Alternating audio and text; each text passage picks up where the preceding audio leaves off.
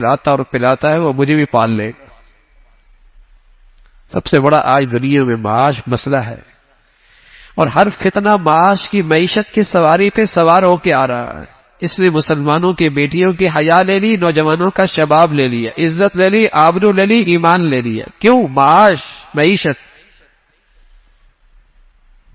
اگر یہ مسلمان کا یقین ہو جائے پالنے والا تو اللہ ہے، کیا اس نے ماں کے پیٹ میں نہیں پالا؟ تو زمین و آسمان کے پیٹ میں پالنا اس کے لیے کیا مشکل ہے؟ تم نے کون سی صلاحیتوں کا مظاہرہ کیا جس ذات نے تمہیں اندر زندگی دی اور زندگی کے اندر غذا بھی دی اور تمہیں توانائی بھی دی؟ تم دنیا میں آئے تو ہر طرف تمہاری محبت دلوں میں پیدا کر دی۔ ماں بعد میں کھاتی ہے، تمہیں پہلے کھلاتی ہے، اور بعد میں آرام کرتی ہے، تمہیں پہلے آرام دیتی ہے۔ یہ کس نے انتظام کیا ہے؟ ربنا رب السماوات والارض۔ ان نوجوانوں نے کہا ہمارا رب ہے جو زمین و آسمان کو کھلاتا ہے، ہمیں بھی کھلائے گا۔ معاش معیشت بڑا مسئلہ ہے۔ آج مسلمانوں کی پاؤں کی زنجیریں یہی تو معیشت بنی ہے، اس لیے تو اپنی غلامیت کی دلدل میں ڈال دیا ہے۔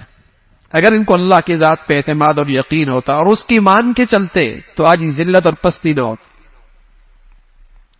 تو نوجوانوں نے کہا ہمارا رب کھلائے گا، جس نے سمندر کی تہ میں مچھلیوں کو کھلاتا ہے، اڑتے ہوئے پرندوں کو کھلاتا ہے، بلوں میں رہنے والے چمٹیوں کو کھلاتا ہے، ہمیں بھی کھلائے گا۔ چٹان کے اندر کیڑا ہے وہ بھی غذا لیتا ہے، اس کی زندگی کا اہتمام بھی اللہ کرتا۔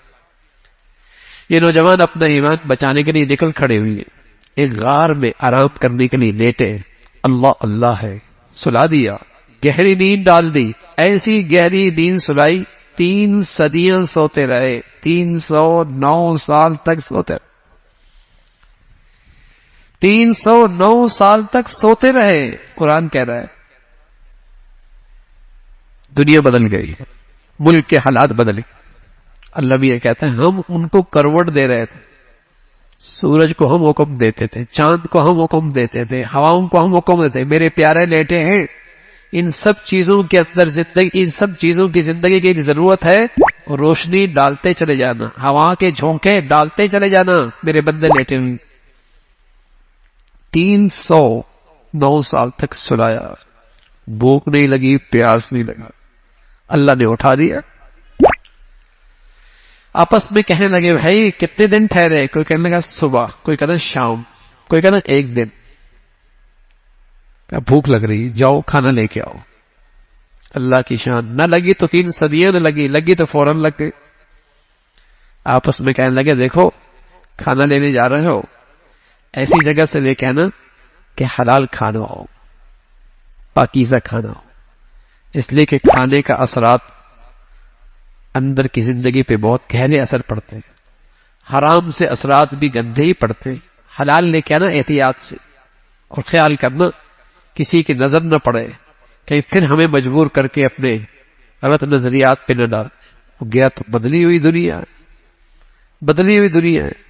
ان کو حوصلہ ملا، وہ بادشاہ نہ رہا، وہ حکومت بھی نہیں رہی، وہ اقتدار بھی نہ رہا۔ اب اقتدار پہ آنے والا خدا کا نیک بنتا ہے، اللہ کا نیک بنتا ہے۔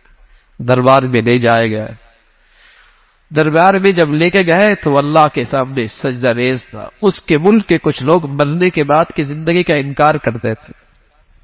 جیسے یہ پہنچے تو سمجھ گیا اللہ نے برہان بھیج دی، دلیل بھیج دی کہ جو اللہ 3